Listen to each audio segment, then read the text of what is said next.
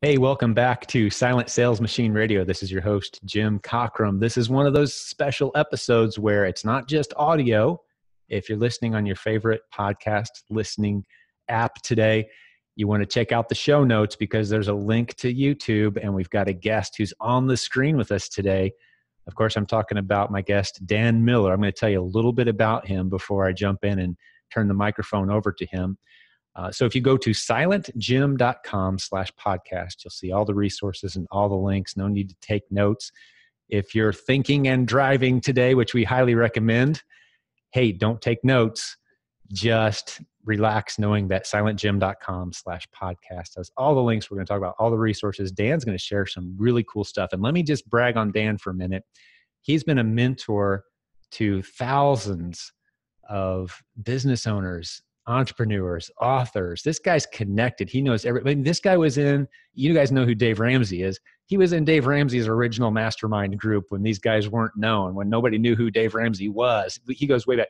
You'll hear, now that I've mentioned his name, actually, those of you who are fans of Dave Ramsey's show, you'll hear Dan mentioned all the time when someone calls in and says, I'm not happy with my career. I want to do something bigger with my life. And Dave will frequently recommend, hey, you got to check out Dan Miller, 48 Days to the Work You Love. Great book. You guys have heard his name around, but I've had the pleasure of getting to know this guy. And I also have the pleasure and the honor of when someone comes to Dan and says, hey, tell me about Amazon and online internet businesses. He sends a lot of people our way. So we've kind of got this mutual admiration society going. I think I'm the secretary of his admiration society, and he's on the board of my admiration society. We just love what the other guys are doing. We have a lot in common. He and Joanne live on a beautiful piece of property that I've visited. That's his wife a handful of times, along with some other great business leaders from around the world.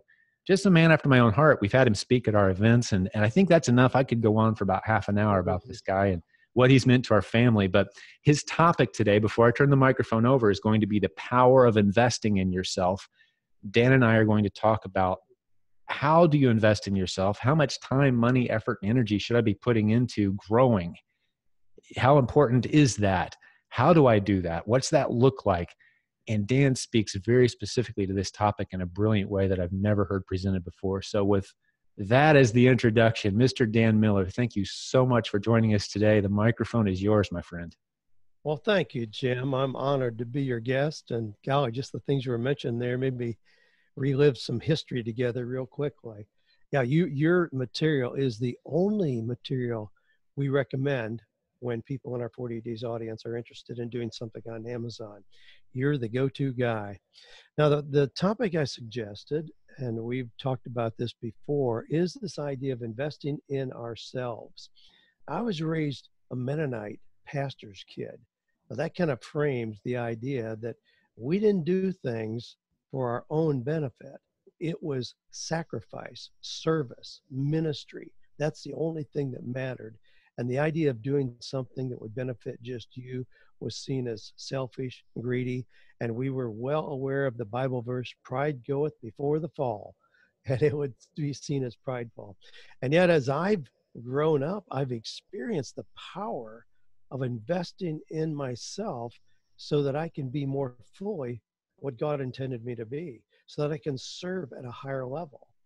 And so I thought it'd be fun to just share some of those stories today, and you have plenty as well. But when I was 13 years old, farm kid in Ohio, I somehow got a copy of Earl Nightingale's The Strangest Secret. It was a 33 1/3 vinyl. So it was the same size as a 45, but it didn't have the big hole. It had a little hole. That's how far back this goes. It was the first audio recording that ever sold over 100,000 copies. Wow, I didn't realize that. That's super cool. And I listened to this old, gravelly voiced guy talk about you become what you think about. Now, that's not really a new concept. We hear about it in the Bible and certainly other places. As a man thinketh in his heart, so is he. But that's right. Somehow that message really captured me as a 13-year-old kid. And I thought, it is possible that I could change what looks to be the direction of my life. Because my life looked like I was going to help my dad on a farm, and then I was going to be a farmer as well, milk cows 365 days a year at 5:30 in the morning, throw those sweaty hay bales in the middle of summer. That's where my life was going. I thought, is it possible I could expand my opportunities by just controlling my thinking? So I paid for that. I recently contacted Vic Conant, whose dad, Lloyd Conant, created the company, Nightingale Conant out of Chicago, where that little record, The Strangest Secret, was their first product. So I contacted Vic and I said, what did that sell for when Dan Miller was a 13-year-old? He said it was really very expensive. It was $15. Which Now, was a lot for you, I bet, well, at the yeah. time. And in today's money, that would be $123.18. So it was a lot. And yet I can track back so many things to having gotten that little $15 recording and the way that it shaped my thinking. Now, I had friends, who were, buying video games and comic books and girly magazines, I suppose. Man, I started buying things that would help me develop personally. So I became a student and customer of the Nightingale Conant programs, those early masters of achievement, like Jim Rohn and Napoleon Hill and Earl Nightingale and Norman Vincent Peale, Dennis Waitley, Zig Ziglar, all those guys. I was just a glutton for their material, and I'd listen to that again and again and again. That little recording, The Strangest Secret, I have no idea how many times I listened to that. But I'd be in my little bedroom upstairs, no heat or air conditioning upstairs in our farmhouse, and I'd pull out that little turntable and play that recording. Now, because of that, I've really developed kind of a model, because I've had the pleasure of working with so many people over the years who struggle with this. Well, I can't afford to buy a book. I can't afford to get a course or go to a seminar or be involved in the mastermind. I'm thinking, no, it's never a matter of being able to afford it. It really is a matter of mindset. I mean, I've got a quotation from John Maxwell, who says, if you say you don't have the resources to invest in yourself, you have a scarcity problem. You don't have an income problem. You have a thinking problem that says, I don't believe enough to invest in me. And it really is a thinking problem. So let me break this down a little bit, because I recommend that people invest 3% of their income, their net income, in themselves from $1, day one. When you get to $50,000 a year, then I recommend it actually goes to 5%, then stay there, and we'll work with some numbers. Well, let's just think about this a minute. If somebody makes $12 an hour, and that's a person who's likely to say, well, I can't afford to be part of your ongoing training community or get your materials to help me get started online. Sure, I'd love to be one of those people. If you make $12 an hour, do the math on that, 3%, $58. $58 a month will open the world of opportunities to you. You can buy a couple books, you can get a course, you can be part of an online community, you can go to a workshop at $12 an hour. It's never a matter of money. It's a matter of priorities. And those same people, Jim, as you know, who tell us, well, geez, I could never afford that. They go to the mall and they blow 120 bucks on a new handbag. They go out to eat, blow 50 bucks. But no, I could never invest in something that really has the possibility of changing my life.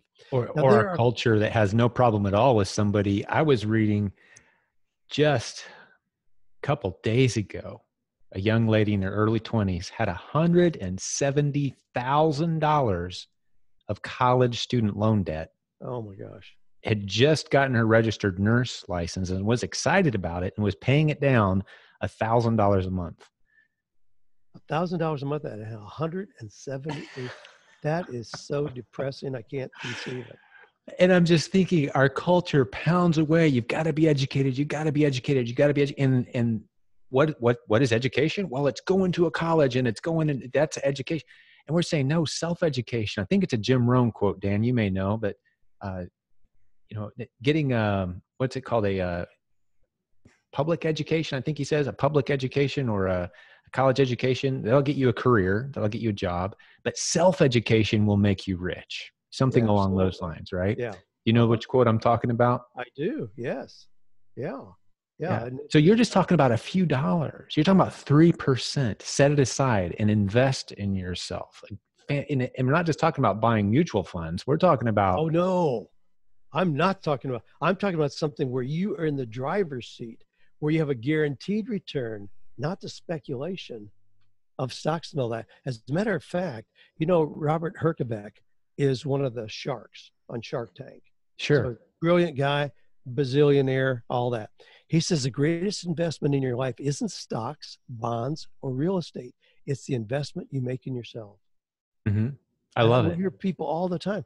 I mean, Warren Buffett says the best investment he ever made. Now you expect it's going to be, in a 30 apartment complex that he bought or something. Even no, he says the best investment he ever made was taking the Dale Carnegie program. He paid $100 to teach him how to speak more confidently. He says its best investment has given him more return than anything he's ever done. Warren Buffett was That's worth right. billions. And I've said it frequently on this show. This is another quote you're going to recognize, Dan, but it fits right in here. The only difference between who you are now and who you're going to be 5 years from now, I think this is another Jim Rohn, is the content you're consuming. He says the books you're reading. I say the content you're consuming, what you're putting in your head. Dan Miller's podcast, other great leaders, the leaders you've mentioned, the stuff you're putting in your head, the self-education, and the people you hang out with, which isn't the topic of today's show. But if you start putting the right thoughts in your head, you're going to find yourself hanging out with the right people.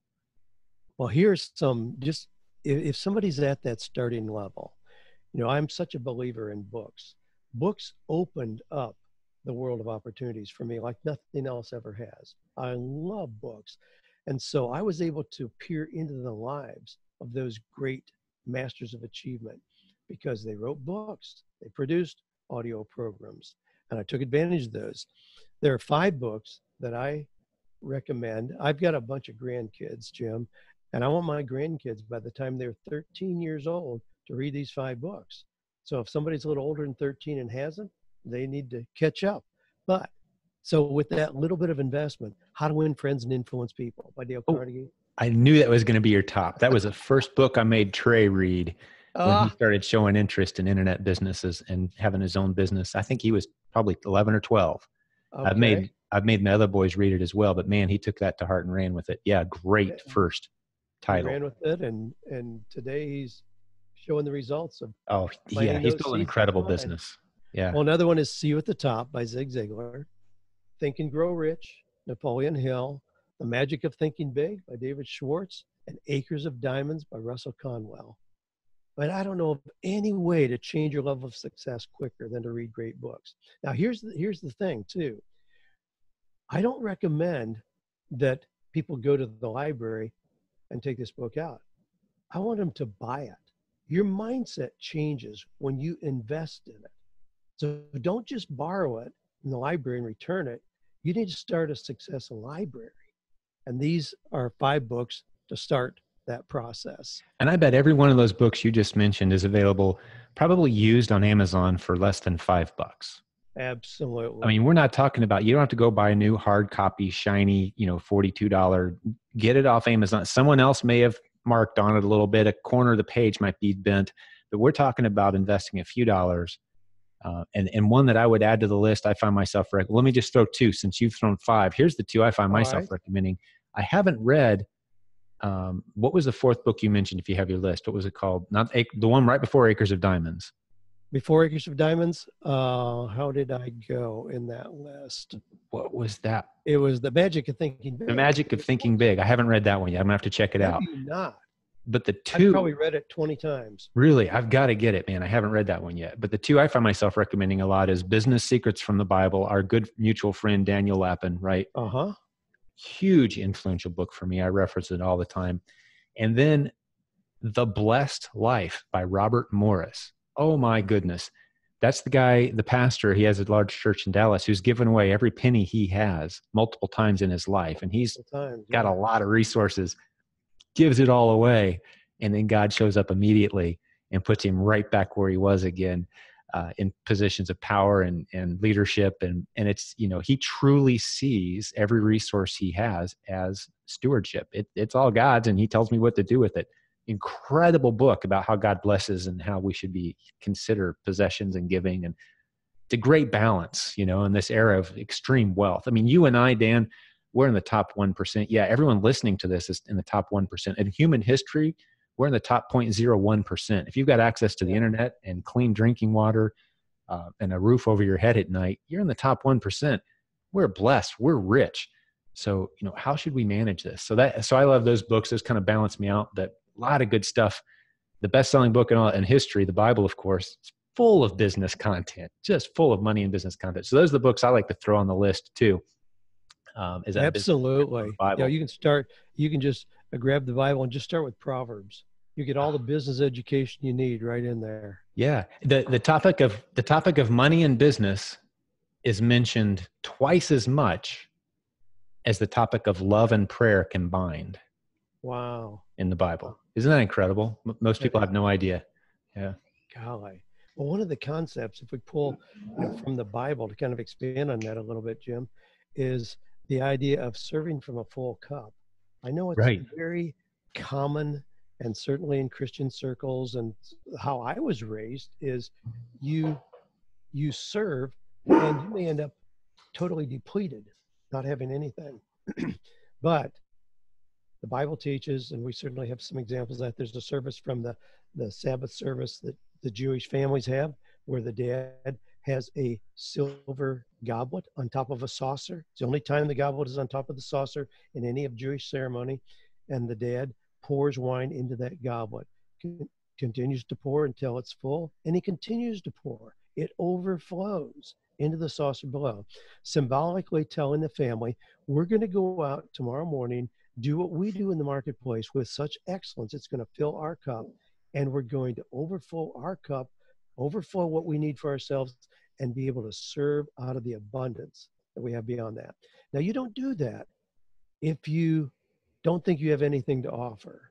If you haven't taken the time to really learn something that has value, if you don't have the skills to do work that matters for people that cares, you end up having an empty cup. And that's a sad place to be. But if you do those things to build your skills, develop yourself so that you have something of value to offer to other people, you're going to fill your cup and you're going to have mountains of overflow in which to share with other people. Yeah, that abundance mindset. Now, if we move up a little bit, then in income, I mean, we can make the figures anything we want to, but if somebody moves up to where they're making $50,000 a year, so that's pretty average income for probably some people who are listening, $50,000. Well, that's where I recommend you go to 5%. That's $2,500 annually. Now, you can go to a really nice conference for that, or be part of a ongoing membership community, but you got to be able to look at what is it that I'm going to do with that. So you budget that just like you would budget the light bill or budget your tithing or anything else. What are you going to do to invest wisely that $2,500 that you've got? Now, a few years ago, Jim, I've got an example where it was actually in 2006, where I wanted to learn a little bit more about teleseminars. And I thought, would people really pay just to pick up the telephone? This is back before we had access to webinars and Zoom calls like we're doing today and all that. Teleseminars. I was used to having people get together in a hotel conference room somewhere and they'd pay for that. But I thought, would people really pay just to pick up the telephone and listen in, not even having two-way communication? Well, as soon as I want to learn a new area of content, I look for somebody who's an expert in that arena. I look to get coached by somebody who's really good. Well, there's a guy named Alex Mendozian still around. He had a course, Teleseminar Secrets. It was $1,800. Even my son said, geez, Dad, you don't need to spend that money. We can figure this out. You've got a good audience. I mean, at the time, I think we had like 17,000 people on our email list or something. It's grown a lot since then, but this is back a long time ago. And he said, well, we can just try it out. We can charge, $7, $9 just to kind of test the waters. I said, nah, I want to learn right out of the gate how to do this well. Paid $1,800 for that course. And one of the things that Alex taught was ask your audience what they would pay. So we did. And people said, if it was, $10, we probably wouldn't take it seriously. If it's 130, it's probably too much. We did our first teleseminar and charged $69. I did a little 70-minute presentation that I called Write to the Bank. WRITE. We did a play on words, but it was how to turn your writing into real income. Because I had some pretty good success with 48 Days materials at that point. So we did that. And I thought, well, if I can just recapture my initial cost on this, I'll be okay. Not only did I recover my initial cost, after my costs were all taken care of, I deposited a little over $18,000 in my bank account that night. That was the very first teleseminar I ever did. Now, again, look at the numbers. I spent $1,800, netted over 18,000. Again, that 10x return that I've seen again and again and again. In That's beautiful. 2002, I went to, this was really back. Golly, you mentioned Dave Ramsey and I've been friends. Yeah, we were friends when we were both, we didn't have two nickels to rub together. And we cried together, tried to figure out what we were going to do. And we grew up and put our big boy panties on. And we kind of figured that out, started walking it out. In 2002, so that's a long time ago, I said, Dave, there's this conference in Los Angeles. This guy named Mark Victor Hansen, co-author of Chicken Soup for the Soul, titled Mega Book University. He's going to tell how he's sold. At the time, it was about 100 million copies of Chicken Soup for the Soul. I said, let's go and listen to this guy. We did. Paid $695 to go to that conference. Took our wives with us, Sharon and Joanne. We went and sat there and listened to this gracious gentleman just share what he had done. Well, you know what? I think I was there. I don't think. Are you serious? Did you meet Tim Knox at that event? No, that was a later one. That was later. That was okay. That was one in Orlando later. Okay, that's the one I was at. That would have been more like what, 2005, 6 maybe. Huh. Something like that. Well, I went back in 2006 and was on stage with Mark Victor Hansen at his request because they had the story of what had happened in those 4 years since. Oh, okay, because you were one of the presenters. Yeah, I was there. My God. I was at that event. I was investing in my own education. I was green in all of this. Yeah, that's hilarious. Of course, we didn't know each other then. No, sir. And I remember I knew I'd encountered you well before we established a relationship. That was where it was. Well, that's another example. So I'll just tell you what happened in the interim. So in 2002, I paid my $695 to go to Mark Victor Hansen's Mega Book University. Sat there, took notes, came back. Man, I just started doing what he said. I didn't have a publishing deal. I was just sharing material I was using in my Sunday school class that I then called 48 Days to the Work You Love. Had it in a 3-ring binder, had 2 cassettes in there, printed just on one side, so it had a bigger thump factor, and I started selling that. Well, Dave Ramsey was on the radio. He was building his radio show, and every time somebody called and said, gee, we can't make our budget work, well, you need to get my buddy Dan Miller's material, 48 Days to the Work You Love. We were adding 1,000 people a week to our mailing list, and we started selling that unit at $39. Well, in the next 30 months after I came back from that Mark Victor Hansen seminar, I sold over $2 million worth of that 3-ring binder at $39 a piece. Wow. What a great story. I never knew that part of your story. Also, in that period of time, I was approached by publishers, and I signed with B&H Publishing initially for the hardback version of 48 Days to the Work You Love. Got a $15,000 advance, okay? Well, that book really took off. New York Times bestseller. In the next 2 years, there was a bidding war for my next book. Random House was a publisher of No More Dreaded Mondays. I got a $300,000 advance. Now think again through what happened in just those 4 years. I paid $695 to go to that conference. I got 2 book deals, one at $15,000, one at $300,000. So in 2006, when you saw me apparently in Orlando, I was back on stage with Mark Victor Hansen telling how I had implemented what I had learned. That's right. And I was there with some buddies of mine. We were very green and just blown away by the stories and really ignited a fire under me to get more serious about my silent sales machine book, which at that point was just a PDF I was selling. I think maybe even still at that point, possibly just on eBay. Like you had to get on eBay to buy it. And I'm like, I got to get this out. I got to get more serious. I got to get this thing in print. That was the event that inspired. And that book has sold, we blew past 1 million copies a long time ago, and it's in version 10 now. That's kind of my flagship book, The Silent Sales Machine. Yours is a 48-day book. Mine is The Silent Sales Machine book. And we're both advocates of, hey, write a book. I've told so many people, if you're in any kind of leadership or success position, or even if you just want to document your journey on your way to success or leadership, everybody's got a book. You've got to write a book at some point. And I know you're an advocate of that as well. But that's what an incredible story, and how these paths have kind of crossed and Yeah. complemented each other in many ways. I'm sure many people listening to this show today are like, "Hey, I've got both those books," and that's crazy how our paths intersected, and we just discovered it on today's podcast. Isn't this great? uh, Behind the well, I scenes stuff. started 48 days. I mean, that material came out of a Sunday school class. I was teaching a Sunday school class. I had no intention of turning that into part of my business. I mean, I'm a sales guy, an entrepreneur. I've got a lot of ideas going on, but people kept asking for more. They kept asking for more time, for more content. And finally, my wife Joanne said, if you're going to spend this much time working with people, this ought to have something to do with our income. And when I did, it was like somebody threw gasoline on everything I was doing. So again, it started with me teaching a Sunday school class, but serving well, providing something that people really wanted, and then giving them tangible resources so they could implement it in their own lives, allowing them to get some skin in the game. Yeah, those early years, I mean, we sold, well over, $3-4 million worth of that 3-ring binder before I ever talked to a publisher. I love, and you just said put some skin in the game. Let me come at this from a skeptic's vantage point for a moment, because one of the questions we hear around here, and I know how I answer this one, but I think you're going to help me tweak my answer a little bit. And there's many listeners who may be sitting back today even thinking this. And we see this in our forums frequently. It's this question, Dan. I can get on YouTube and learn whatever I want about whatever I want. I don't have to pay a dime. Yep. Why should I invest in somebody's course or content?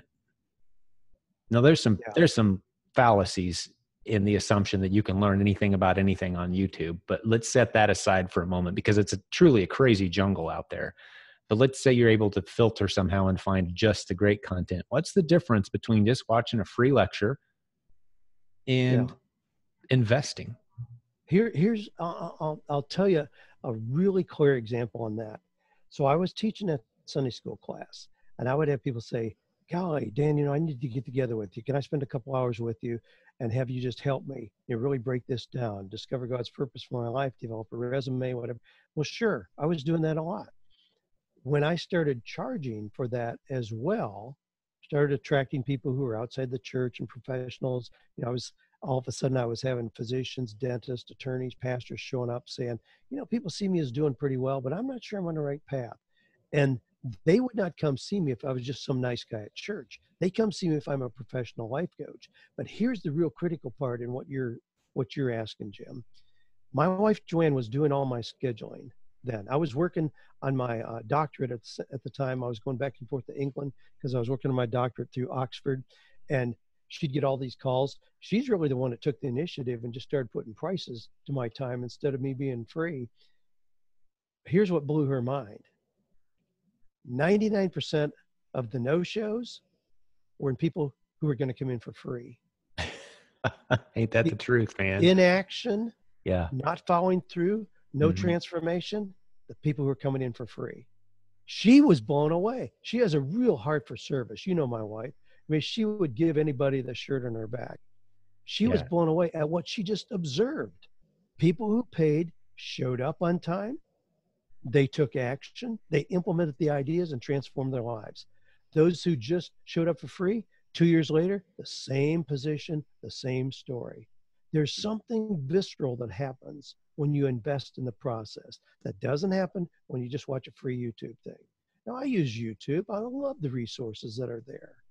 And there's so much available. There's really no content that we can't have access to. Jim, I'm part of Strategic Coach. I'm sure you're familiar with that, out of Toronto. It's a very pricey coaching process. I've been coaching other people for 30 years. Why would I do that? Because I believe so much in this principle that I don't want to break the process of what I've experienced. I stand in fear that if I don't invest back in the process, it'll sabotage the success I've been able to experience. I believe in that principle every bit as much as I believe in the principle of the tithe. If we tithe, we really give lip service to the idea that we believe at some level the 90% we keep somehow magically becomes more than the 100% if we had kept it all to ourselves. I believe in this principle every bit as much. So no matter what my income level was, I'm looking for how can I spend that 5%. And I had last year I went to Jeff Goins' Tribe Conference. Well, it was right here in Franklin. I knew it would be a great conference. And so I was one of the very first ones, registered, paid for my ticket, had my ticket. Well, I showed up at the conference and I was sitting in the back with some friends and everybody was like, gee, Dan, when are you going to speak? Well, I'm not. What do you mean? People should somehow assume that at some level of success, you would not just go to a workshop. I mean, they're crazy. I mean, even Jeff asked me, he said, good grief, I would have given you a ticket. I said, I know you would, but then my commitment would be different to absorbing the material. I look for opportunities like that where I can go and invest. I mean, I've got the resources I've got, books and audio programs and online memberships that I'm part of. My goodness, I do it because I know what it does for me. Even if I don't totally utilize the resources, it just helps with my mindset and helps with this principle of moving me forward because I so believe in the concept we're talking about. Yeah. And, one of the things I've observed is people who see value in it want to spend the money. If that's our way of, as our friend Daniel Appin says, that all money is a certificate of appreciation. So the people who truly value and truly appreciate what you have to offer, they're going to spend the money. And as I look back over in our community, I've been doing this long enough now, 15, 17 years, right? And seeing these people who first bought a copy of one of our earlier books and they've risen, maybe they bought coaching from us, they've been in our community. Now they're a coach for us, they're a leader. And you look back at the trail, they were willing to invest all along the way because they knew they were showing a tangible show of the value that they perceived of what we were providing them. They were aware that there's a tangible value. I want to show appreciation in a tangible way that allows this to continue for others. Those people rise in the ranks. The people who just try to sit back and get everything they can while investing as little as possible, that's a very different growth trail. You can still get there that way. It's going to take you a lot longer. You're not going to benefit from the relationships as much. Yeah. You mentioned Jeff, you paid for his event when you didn't have to. How much does he appreciate that? How much are you now top of mind if he needs a keynote speaker next year? How much does he notice? I was a keynote speaker the next year. There you go, man. And I had no idea that was the case. But that's when you put that money on the table and you go, no, I insist, I must pay because this is a certificate of appreciation for the work that you've done. That's an abundance mentality as opposed to a poverty mentality. And people like being around people with an abundance mentality. You're establishing that. You're internalizing that message inside yourself. It's evidence for yourself that you don't have a poverty mentality when you invest your money in great content and materials. That's one of the ways that I would state it. And I just almost sounds tweetable. I've never said it that way before, but you've got to crush that poverty spirit inside of you. One way to do it is to invest in great content and materials to grow yourself. I have here on my computer a little yellow Post-it note that's been there for probably 3 years. It's a quotation from my friend Jim Cockrum. Hey, I know that guy. It says, being profitable means I get to continue serving people without asking for donations. That just, talk about tweetable, that just absolutely stuck in my mind when you said that. I hand wrote it and it's right here in my computer monitor. I mean, there's value in being profitable. It expands our ability to give and serve. Somebody this morning asked me about, he wants to work with teenagers in high schools and really help them understand clearly their purpose, their plan, what that means in terms of a career that matters. I said, man, that's fantastic. But I said, you're going to have a hard time making that a real viable business. Why don't you include that as part of what you do? Those same principles are applicable for millennials, baby boomers, people who are just retired, entering a second career. Do it there where people are more able to write checks for that. We do a lot in the high school and college arena, but that's probably 1% of my revenue. It doesn't come from that. It comes from other parts of our business where we're able to do those areas that you would consider ministry in a typical kind of way. Yeah, we do that. But it's because we've established other ways to make a business very profitable. You know, That's I'm beautiful. Yeah. I'm part of I see there's a war in our culture, and there's a lot of division lines you can draw: pro-life, pro-choice, and this issue, that issue. But that one of the issues to me is how you interpret that word profit. You see the word profit as an evil, bad thing, or you see it as a beautiful, it's evidence that someone's serving someone well. That's all it is. It's evidence that somebody serves somebody else really, really well. So it's either an evil thing, and I see us as being on kind of on the front lines of going, whoa, guys, profit's a beautiful thing. And not to go too far down a bunny trail here, but since the topic's kind of on the table now, in the Hebrew language, which, this is something I learned from our good friend Daniel Lappin. In the Hebrew language, the word for wealth, the opposing principle, isn't poverty. The opposing principle, if you turn the letters backwards, which you can do with many Hebrew words, you get the opposing principle. The opposing principle is evil, meaning if a culture isn't producing wealth for everybody, wealth is impossible to keep to yourself. It's out there doing things constantly. Unless you bury it in your backyard, which is unbiblical, it's going to be doing great for everybody. So wealth either exists or it doesn't. And if wealth doesn't exist in a culture, there's not opportunities for wealth and abundance. We know what is ruling that culture. Well, there's something out of whack. Something's out of alignment. And it's a poverty mindset that's taken hold at some level. And it's a beautiful concept. And ICS has been on the front lines, to make my point, of those who say, hey, profit is a beautiful thing. Business is a beautiful thing. Serving others so well that they want to give you certificates of appreciation, also known as dollars, in exchange for your services and goods. That's a beautiful thing. It lifts all of us. And that's a battle that I can almost see. You can almost see it in somebody's countenance and know which side of that line that they're on. Would you agree with that? Oh my, you can hear it in their words, how they frame things. There's so much of the victim mentality. Gee, the government owes me, the church owes me, whatever. My parents shouldn't have done this 40 years ago. Come on, my goodness. Open yourself up to the opportunities that are there for everybody. And I mean, we obviously won the lottery in some ways in terms of where we were born and all of that. I realize that. Absolutely. Yeah. The time we're born in, the tools, the internet we have. Yeah. But anyone listening to this right now, don't feel sorry for yourself, because you've got access to these same resources, this internet. Absolutely. And golly, I was not born into a family of privilege. We were extremely poor. I remember when we bought one Guernsey cow and milked that cow by hand twice a day. And then we got 10 and 15. Ultimately got automated milkers, but it was a long way down the road because we were poor. I used to, for Christmas, my typical Christmas present was a new pair of blue jeans and an orange. That was my Christmas. Wow. Let me ask you, toys. Were you aware of your status, of how little means you had compared to peers and others as a child? I was, because I saw peers of mine who got, metal toys that they played with and things that we just did not have.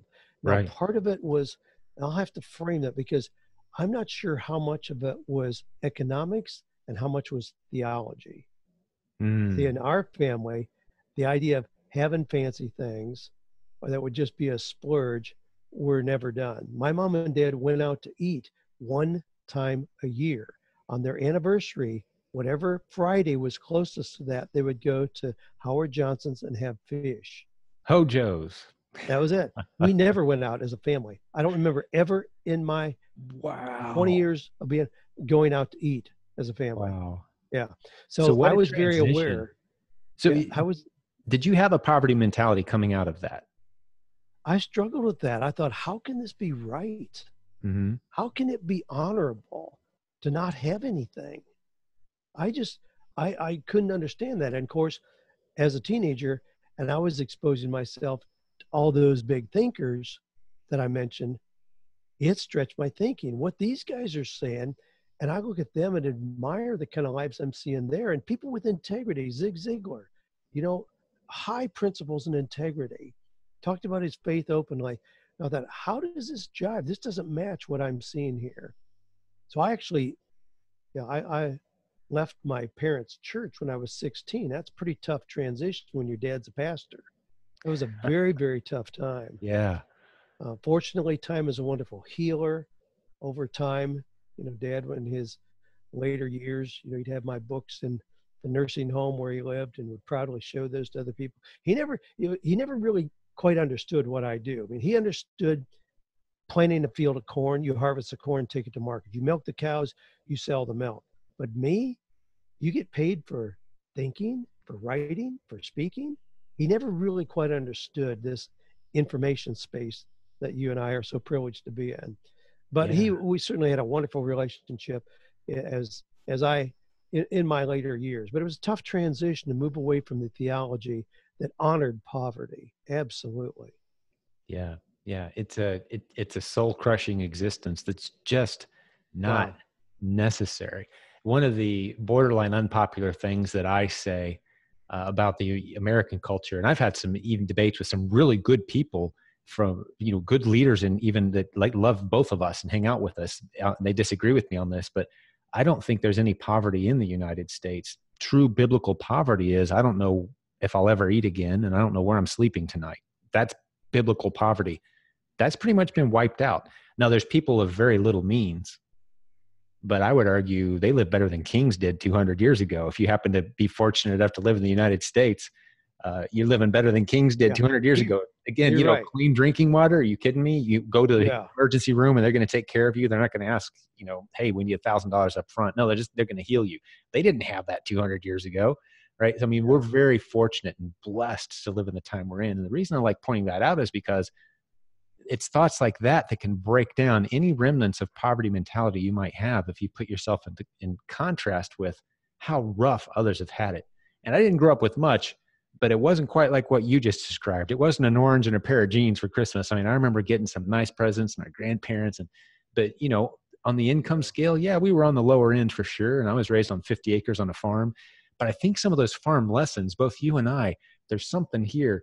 And it taught us a lot about entrepreneurship. It taught us a lot about putting a little seed in the ground and look, you know, you get 1,000 seeds and you can eat some of them and sell some of them and plant some of them. And that's God's nature. There's an abundance here. I think some of those lessons may be sunk in somewhere along the lines for us, because I see a lot of kids raised on farms understanding entrepreneurship almost inherently instinctually. So maybe there Well, were some benefits there. I love the lessons learned there. I really value that a lot. I have zero resentment about how I grew up because, you know, yeah, you learn a little bit of carpentry, a little bit of mechanics, a little bit of construction, all those kind of things you learn. And when I was a kid, 10 years old, I saw our big garden there.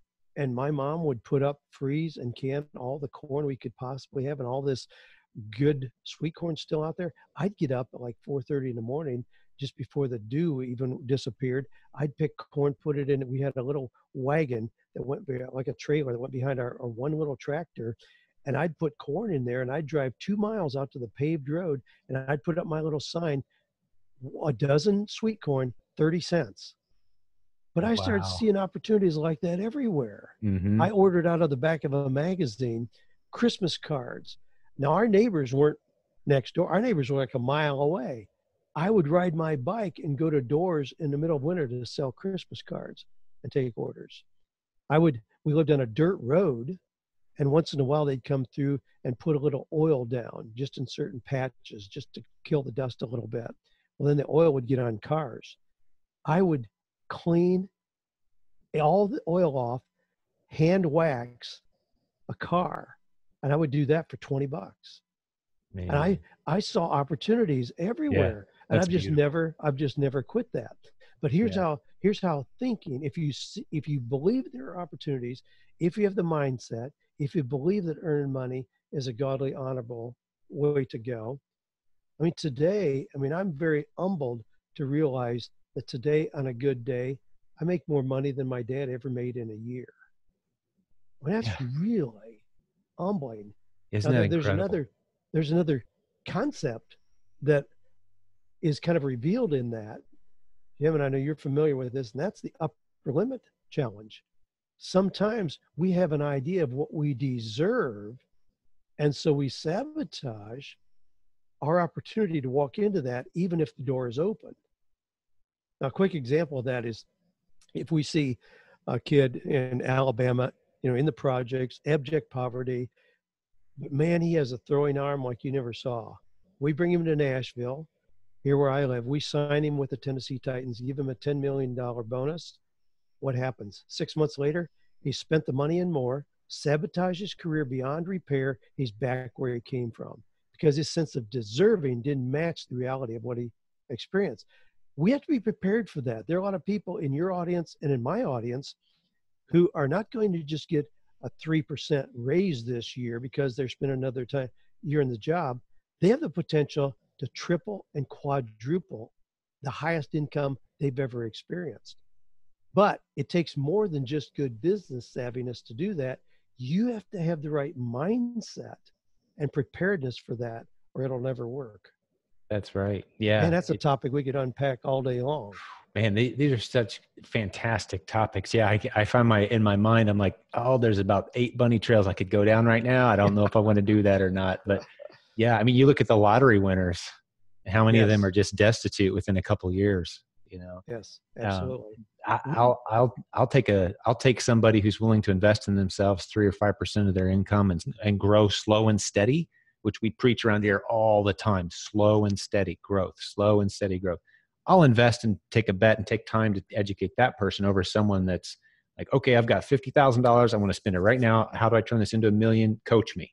Like, no, that's slow and steady. Let's work on leadership. Let's work on creativity. Let's absorb content on a regular basis from great leaders, great thinkers.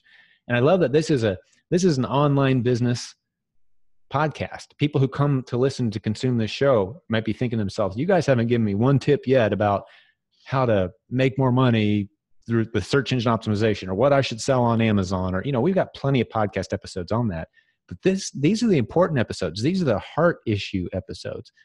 If you don't have things fixed internally, if you're not thinking right, as Dan has illustrated marvelously, and we could do a whole nother 3 or 4 episodes on that topic, your success isn't going to happen. It's just not going to be there. I've been doing this long enough now to know it's not just a matter of somebody give me the right tips, what to sell, what technique, what strategy, click this button, go to this website.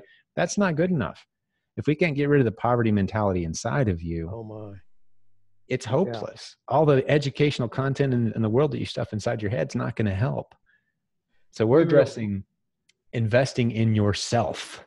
Absolutely. Build that foundation, right? We tell people you need to have the right mindset, the right idea, and the right network. Now, I focus on those. It's funny when you talk about, we aren't giving those technology tips about how to do SEO and how to get 5,000 more Facebook likes or whatever.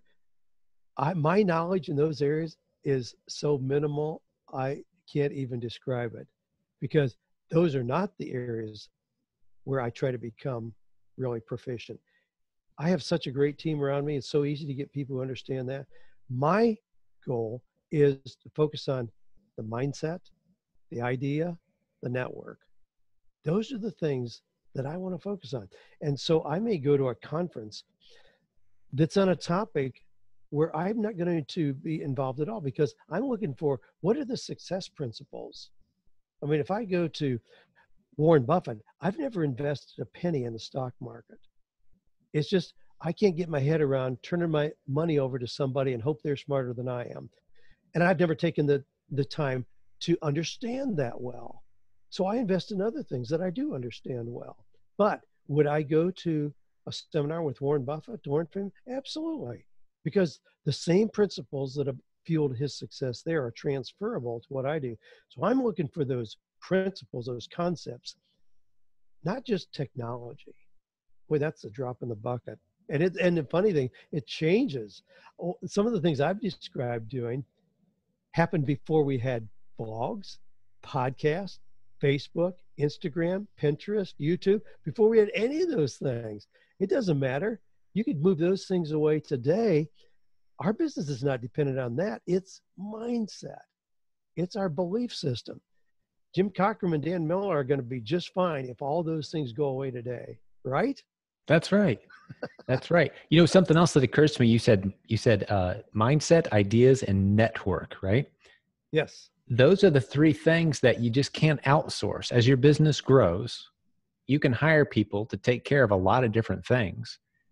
But if you're not keeping your head straight, if you're not working on your network, building relationships, putting new content in here, keeping your, that's one of the reasons I run, buddy. I swear by it, because I call it my daily fast. That's my time with God, my time to think, clear my head. What are my true priorities, that things I got to get done today? I don't know till I get back from my run a lot of days.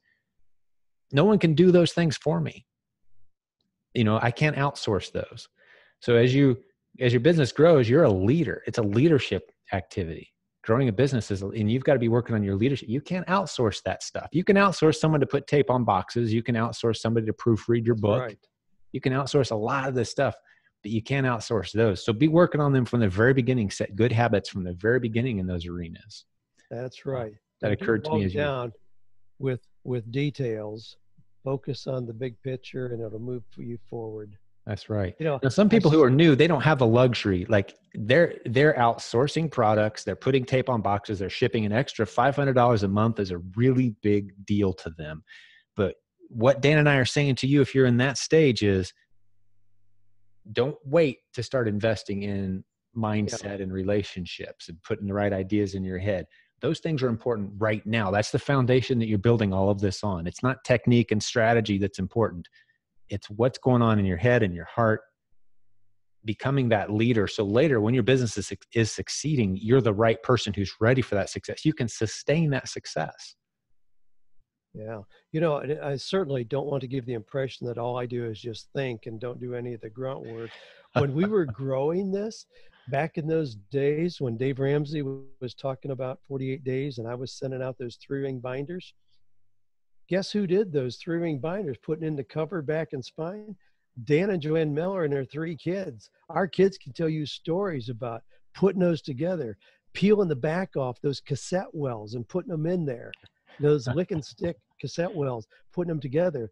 And I would go to the post office every day with boxes sending those out. I told Joanne, when we get to 100 orders a week, I'll get it out of the house. Now think about that. That's a lot of activity. Yeah. Now we actually went past that and had a young gal who then lived in our upstairs bonus room for another year when we went way beyond that. But in those early days, you better believe it. I was punching holes, putting those things together, sliding the covers in, and taking them to the mailbox. That's right. Yeah. Yeah. I mean, that's that period of intense focused effort that every business goes through. You got to be in the trenches, man. That you'll appreciate it as your business grows when you can move away from those stages. Absolutely.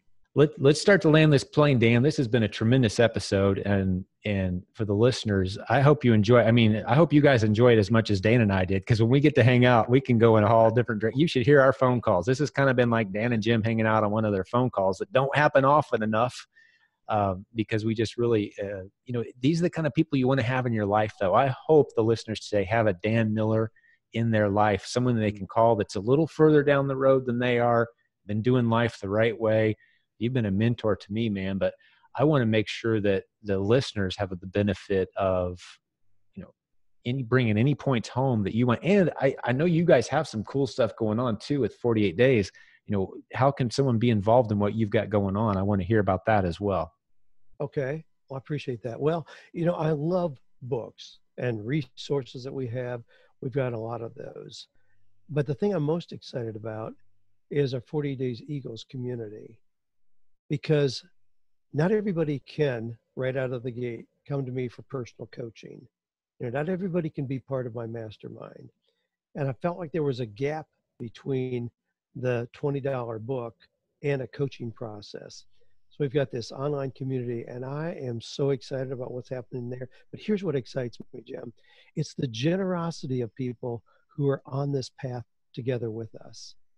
It's not just everybody pulling at my coattails, it's people who share. When we have somebody who asks a question in there, I mean, in the time when you and I have been talking, there have been, 20 questions asked in there. I can go in there and any one of those is going to have 10 answers already before I even get there. That's what excites me about it. It's that synergy of people with the right mindset who come together and then share, not having the idea of scarcity. Gee, if somebody takes my idea, then I don't know. A rising tide raises all ships. We believe that so strongly. So people can just go to 48days.com or 48dayseagles.com and see the exciting things that are happening there. Now, we've also got some things, I'd love for your people to experience. I know you'll put up a unique link for people to go. I've got a little video of that idea of serving from a full cup. It's just 5 minutes long. It's me demonstrating with 3 different sized goblets that principle of how beautiful it is to serve from a full cup. I believe so strongly in that principle, Jim. You know my mastermind. Every member of my mastermind has an actual silver goblet that sits on a saucer. And when we have our weekly calls together, I see that in the background again and again. But I want a visual reminder of that principle, not just a head concept, but a visual reminder of how powerful that principle is. We've also got just a resource of how to build a business with 15 hours a week. See, a lot of people think, well, gee, I can't afford to give up my job. Don't give up your job. There are so many things today that can be done starting small. But if you use 15 hours a week and you segment that into 4 distinct areas of activity, now you can't use 15 hours a week to just accumulate more knowledge. That's a trap. People, they do nothing but read books, go to or listen to podcasts, go to conferences, and all they do is just fill their head with knowledge. No, you have to put that time into other areas as well. But we've got a resource for that, how to use 15 hours a week. So just fun stuff. I love sharing with your audience, Jim. Love you and what you're doing. I know your integrity and what you stand for. You're the kind of guy I want to link arms with in life and walk together, man. Well, you've certainly walked me through some rough times, and I've called you nervous at a couple of points, and you've talked me down, and it's been truly a pleasure having you in my life, and I'm grateful, and I love getting to share you with this audience. I think what we're going to do for the listeners, one of the links we're going to stick in the show notes so that you don't miss any of the resources Dan talked about. His team's going to connect with our team and make sure that if you go to 48days.com/secret, if you're taking notes, if you're driving or running or out busy, remember, all you got to do is go to silentjim.com/podcast. The same link we reference every time. Go there. In the show notes, there'll be a link to 48days.com/secret. And when you're spelling out 48 days, it's just the number 4, the number 8, and then the word days.com/secret. And that's going to be everything that Dan and I just talked about. So if for some reason we forgot something that we promised you and it's not there, hey, let us know and we'll stick it on there. Okay. So the audience can help keep us accountable for all that great stuff that we promised today, as just kind of free gifts for those who hung out with us today, as well as some other resources of Dan's. But man, what other, any stories come to mind, or any tips or strategy, anything you want to drop on us? I mean, I know you're the kind of guy I can put on a spot and say, hey buddy, hit me with something good, and you're going to have it. So as we land this plane and close this episode out, any last words of encouragement for the listeners today, or anything that you feel like we maybe skimmed over too quickly? Well, let me give you just one other quick story that I absolutely love. And this just happened this week. I had a young guy on as my guest in our Eagles community. Every Monday we have a call, and I had him on. His name's Michael. He's been listening to my podcast for a long time. I actually listened way back when I was on live radio with Dave Ramsey here in Nashville. So that goes way back. Been a listener, has had the same job for 24 years. But he thought, man, I keep hearing Dan talk about all these opportunities. I want to try something. He paid $19 for a course to teach him how to sell an online product. His wife was resistant to him spending the $19, but he talked her into it. Last year, the idea that he developed, what he did, I'll tell you what, he chose one high-end product, one product only, and put it online, and then understood, got some help to know how to attract some traffic there. Last year, that little sideline business netted him more than twice his annual salary in the job where he's a very respected professional. more than twice. Now, he's a very conservative guy. He didn't burn any bridges. He's still debating whether or not he's going to leave his real job or not. But it took a $19 investment, took the risk, and grew it into an unbelievable, profitable business like that. I mean, I love those stories, but somebody has to, they can't just stick their toe in the water. They have to commit. They have to do something. They have to say, we have to get rid of the word risk. And I think this is a good point to end on. I hate the word risk in the way that most people use it, because they assume it's like going to Las Vegas and you and I put the titles to our cars down on a roll of the dice. I mean, that's stupid. That is risky because we have no control over the outcome. That's not what we're talking about here.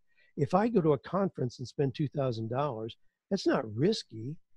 I'm looking for one idea that's going to add $20,000 to my income the next year. That's not unreasonable. I've gone to lots of conferences. Michael Hyatt, a friend of mine, is involved in strategic coach as I am. He says he's never gone to one of our full days in Chicago where he hasn't left with $1 million idea. But we invest a lot of money in being part of that program. But that's our mindset. This is not like buying a consumable, a big screen TV. This is an investment. It's not an expense. It's an investment. So it's not risky because we already have the mindset knowing we're going to benefit in ways that we can't even describe. And I love that. And it ties very well to one of the lessons I try to drive home constantly in regards to the era. One of the things I feel like I was put on the planet to do is wake people up to the era we're privileged to live in. You go back in history, 100, 500, 1,000, 3,000 years ago, and you say, I'm an entrepreneur. Oh my goodness. I mean, your odds of success, and still people today say, man, the odds of success, so many businesses fail in a certain number of years. And we've seen the statistics and people get disheartened. But I say, there's never been a better time in human history because the cost of failure has never been as low as it is now. It's so easy to experiment. It's so easy to buy a $19 course and take a shot. No kidding. What's the worst case scenario for that gentleman had it all just kind of fallen flat, which it probably could have. Maybe it did the first 6 times he tried. So you spend a few bucks, you set up a website, you read a few books, it doesn't work. Big deal. I mean, even in the 60s and 70s, even, Dan, starting a business meant probably getting an MBA to even begin to attract the investors that you hope to get with a 5-year plan that you had to write a business plan. Who even knows what that is today? And then you gather your investors and only 10% of them are interested and the other 90% think you're nuts. So you get as much money as you can. You build a building, you hire a staff, you finally start making your product. This is 4 years into the process and you've spent hundreds of thousands of dollars. And then your marketing team comes in and hopefully works some magic, and they've all got to be paid in advance. And your odds of success are, 1 in 50. That was building a business until 20 years ago, right? And now you're like, oh, I bought a $19 course and set up a website. I bought some stuff and flipped it on Amazon. I got on Facebook Marketplace. I took a few pictures with my cell phone and sold a bunch of this homemade item my wife's been making. And now it's turned into an extra $8,000 a month for us. Starting a business is so easy now. So that word risk needs to be removed from our vocabulary. I'm right there with you in regards to talking about internet and online opportunities, because if you're doing it right, and doing it right by my definition, Dan, is don't write big checks. There you go. You're doing it right if you're not writing huge checks, taking big gambles. Don't bet your mortgage on this internet opportunity you heard about. No, take little baby steps. Invest a few $100. Invest that 3% or that 5%, like Dan said. Slowly fill your head with the right ideas. Surround yourself with the right people. You're unstoppable now if you're willing to do life that way. So, man, this has been a great episode. I really enjoyed this, Dan. Oh, thanks. Me too. I love these conversations. I never get tired of talking about these things. You hear people talk about their jobs and geez, they're bored out of their mind. They quit liking it 20 years ago. And I'm thinking, how sad. I get up every morning just exploding with new ideas like you. I mean, I hit the treadmill instead of going out because that's when I listen to podcasts, get inspiring, positive, pure, clean, inspirational material in my head and start the day on a full run. Love it. Beautiful. Well, let me just thank the listeners here, Dan, who've hung out with us today, and those who stuck around the whole time. This is one of our longer episodes. We don't usually go this long. So, hey, thanks for hanging out with Dan and I today. And I can say from Dan and I both, hey, God bless you, business building warriors. And Dan may not have heard me say that, but he knows exactly what I mean. And I know the listeners do too, because our culture is kind of stacked against us. They're going to think you're nuts. You're going to have family that goes, what are you doing? Why don't you just go get a real job like everybody else? But no, that's not good enough for business building warriors. We know we can build something special and carve out our space in this new frontier. And it's going to take a warrior spirit to do it. That's why we're here, to encourage you. We're in your corner. Dan's in your corner. I'm in your corner. The community that he's built, which overlaps greatly with the community that I built. A lot of good people belong to both. Man, we're here for you. So God bless you in your efforts. We stand with you. We're cheering for you every step of the way. We'll have more great episodes very soon. And hey, big shout out to Dan Miller. Again, that link I'm going to mention one last time, 48days.com/secret. Go there, get all the resources Dan talked about today, and check out his stuff. A cool dude. Thank you, my friend, for being here today. Great episode. Hey, my honor, Jim. Totally. All right. God bless you, buddy. Talk to you soon.